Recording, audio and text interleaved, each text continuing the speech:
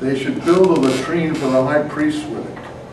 They should build a latrine for the high priest with it. And then he says, well, why is that? He said, well, it's out of, I hate to say filth, but that out of filth it came, and filth it should remain. So it's obviously a play off this passage here, I think. Maybe you don't see that. That jumps out at me like that. And I think that shows Jesus has a very funny sense of humor. And I think it's a pretty, I think it's a pretty authentic saying, actually. But it's the only thing in the whole town that's left there in terms of what he may or may not have said. Anyway, I use that in my book quite a bit for various points. Anyway, this passage seems to relate to it.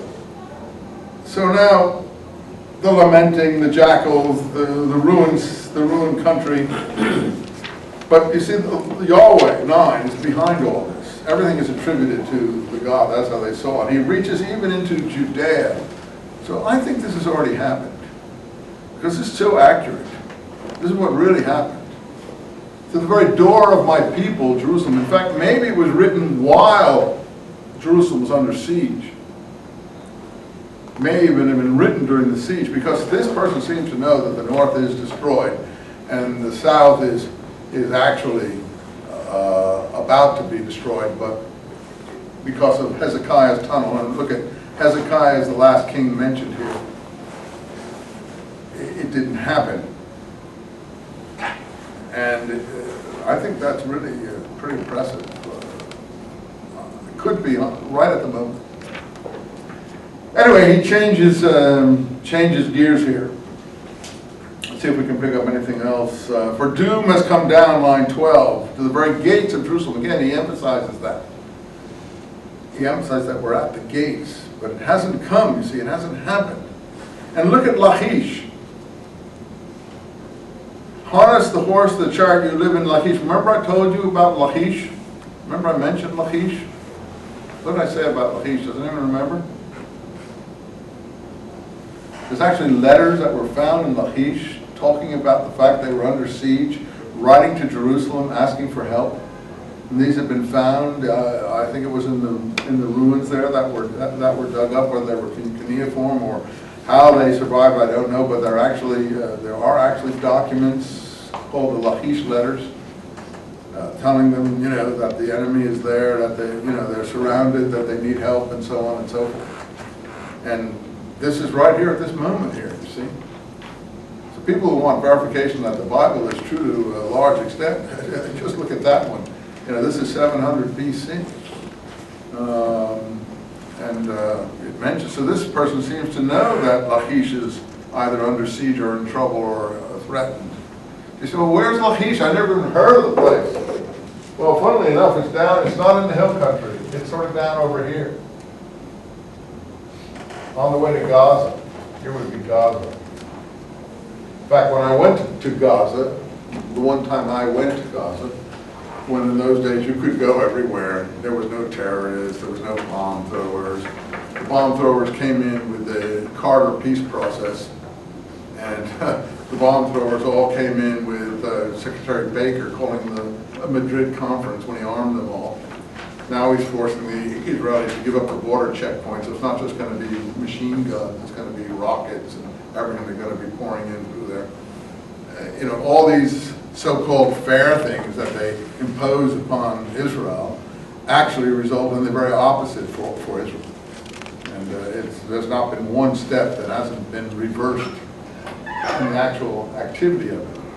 So, pardon me for being cynical and very anti all these things. I apologize, but I've witnessed it all, and I know. I lived on the West Bank. I know what it was like. It was as peaceful it was as peaceful as me to walk down to the cafeteria, and I was living in total Arab areas, and everyone was extremely happy in terms of the fact that their lives were much better. They were all buying television sets. They're all adding on to their houses. They're all building. You could see the television antennas popping up everywhere and so on. I don't say that they like being under other people's control in any way, but they were under Jordan's control previously. So this was a much better situation than they had under Jordan.